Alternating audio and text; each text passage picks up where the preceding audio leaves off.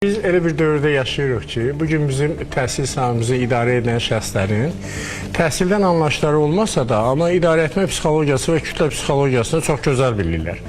Əvvəla bu proses 2 ildən sonra həyata keçiriləcək. Çox maraqlı bir haldır. Nə baş verib ki, 2 ildən sonra nəzərdə tutulan həyata keçiriləcək bir məsələni bu dəqiqə gündəm alən deyil bir-birinə.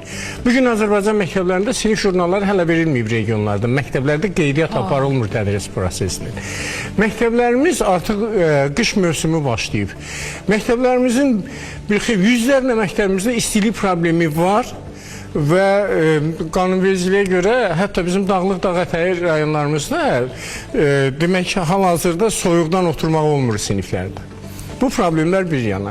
100-dən artıq məktəb bağlanıb, bu məktəblərin statusu, orada oxuyan bir neçə min şagirdin talihi bəlli deyil. Oturub təzədən bağlanan məktəbə şagirdləri yığıblar, gəlin sizə onlayn dərs keçirik.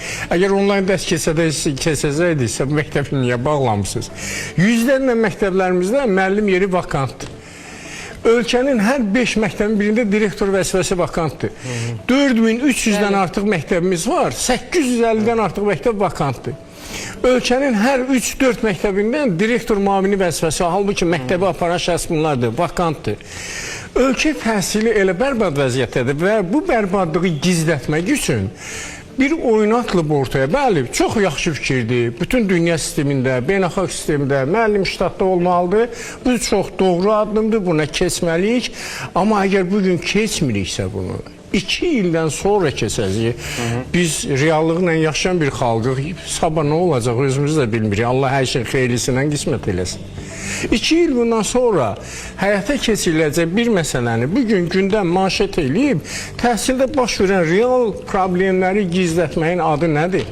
Mən düşünürəm ki, cəmiyyət olaraq biz daha çox reallığa köklənməliyik və bugün təhsildə funksional vəzifələrdə çalışan şəxslər bugün məktəblərimizdə olan real problemləri həll etmək üçün çalışmalıdırlar. O ki, qaldı, müəllim ştat vahidinə keçməlidirmi? Bəli, dünyanın bütün ölkələrində ştat vahidlərindədir.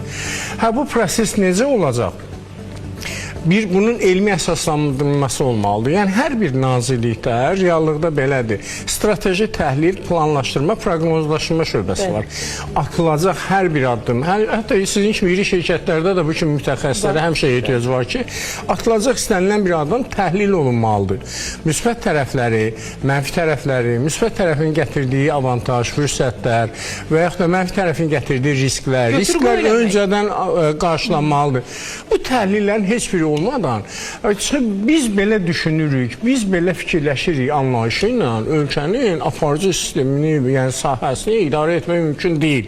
Mən düşünürəm, həm cəmiyyət, həm təhsil sahəsində idarə etmə orqanlarında çalışan bütün şəxslər, başda cənab nazir olmaqla, bütün fikrimizi, enerjimizi təhsildə bugün real problemlərə yönəltməliyik və onda daha belə deyək, bir real bir iş ortaya qoymuş olaraq. Cəmiyyətdə aqressiya da var.